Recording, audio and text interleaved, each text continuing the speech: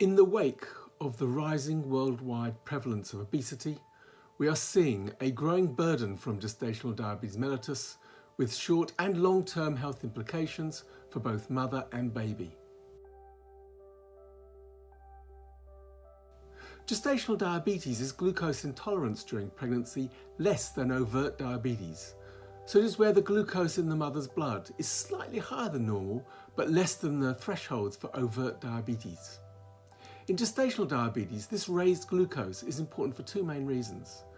Firstly, gestational diabetes predicts future type 2 diabetes in the mother, providing an opportunity to prevent this progression. Secondly, the fetus is very sensitive to even mild perturbations of the mother's glucose and likely other fuels such as fatty acids. Gestational diabetes needs to be seen as a life course condition, needing a life course management approach. For the baby, there are also long-term risks, including future overweight and obesity and future type 2 diabetes. There is a saying in the gestational diabetes field that diabetes begets diabetes as part of a vicious intergenerational cycle. Those with early hyperglycemia, that is early gestational diabetes, are generally those at the highest risk of pregnancy complications.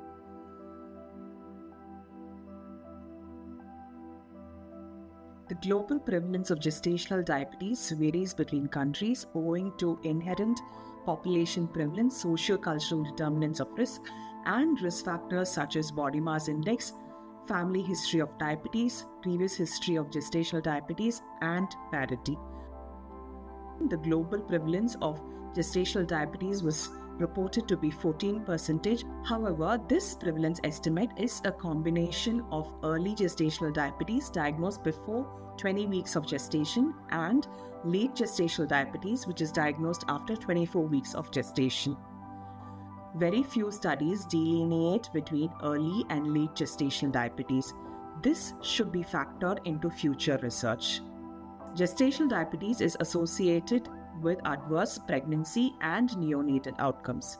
Early GDM has shown higher risk for Caesarean delivery, induction of labor, insulin use, perinatal death, preeclampsia, preterm delivery, large for gestational age babies, shoulder dystocia, and congenital anomalies. Experience of fear, guilt, shame, discrimination, social isolation, avoidance of testing, and hesitance to share GDM management data are being reported in women with GDM. Further, early pregnancy depression increasing the risk of GDM diagnosis, and GDM diagnosis increasing the risk of postpartum depression. A bidirectional relationship is possible. Treating late GDM decreases postpartum depression, and treating early GDM improves the quality of life. Thus, treating GDM can improve mental health outcomes as well as physical pregnancy complications. In women who have a normal BMI in pregnancy who go on to develop gestational diabetes, they have a decrease in insulin response, which is more manifest in early gestation and then persistent late gestation.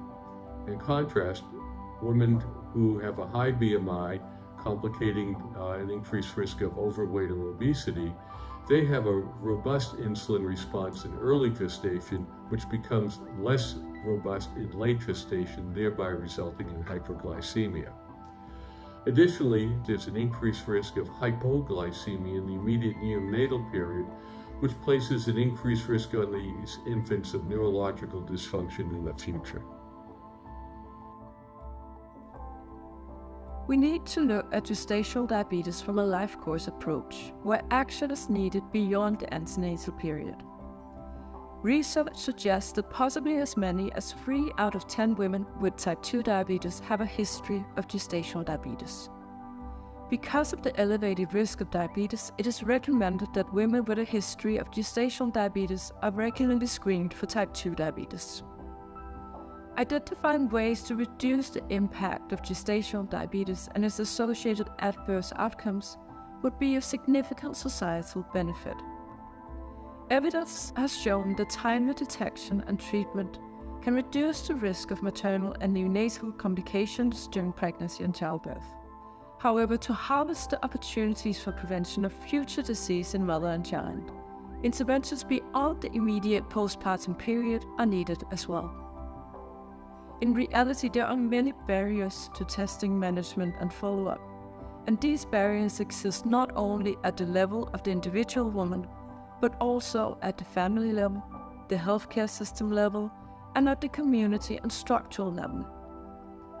Aspects such as stigma, social support, and cultural practices also influence whether pregnant women are tested for gestational diabetes, and whether those who are diagnosed can follow the treatment and postpartum recommendations for breastfeeding, physical activity, and diet.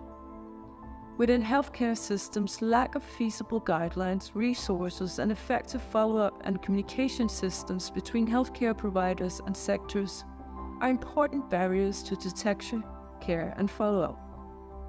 Due to limited resources and increasing rates of gestational diabetes, identifying strategies for diagnosis, treatment, and long-term follow-up that are effective and feasible in different settings are crucial.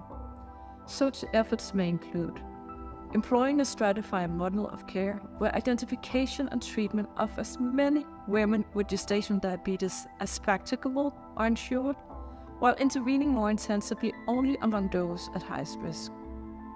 Tailoring treatment and follow-up to the needs and wishes of the individual woman. Implementing new digital technologies and solutions.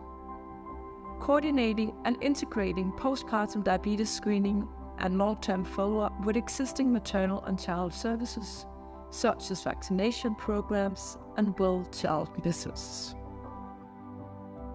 As we've heard, gestational diabetes has consequences on the mother and baby, not only during pregnancy, but often well into the future.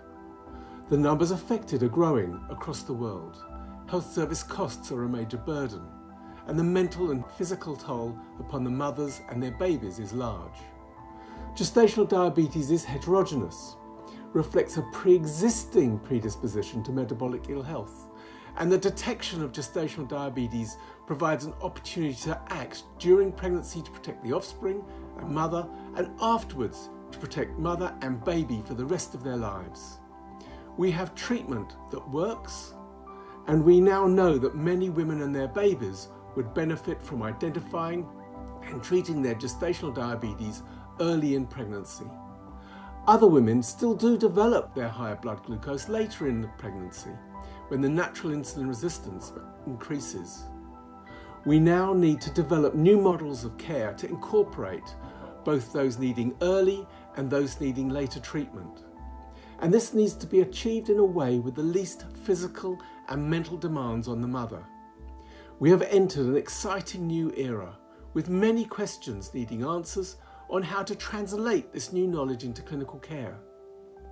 We need to identify and overcome the barriers to preventative care, better communicate the risks and benefits of any new approach with those affected, and ensure that no matter where you are, who you are, and what you can afford, you have access to such care, both for the mothers and for the benefit of the next and future generations.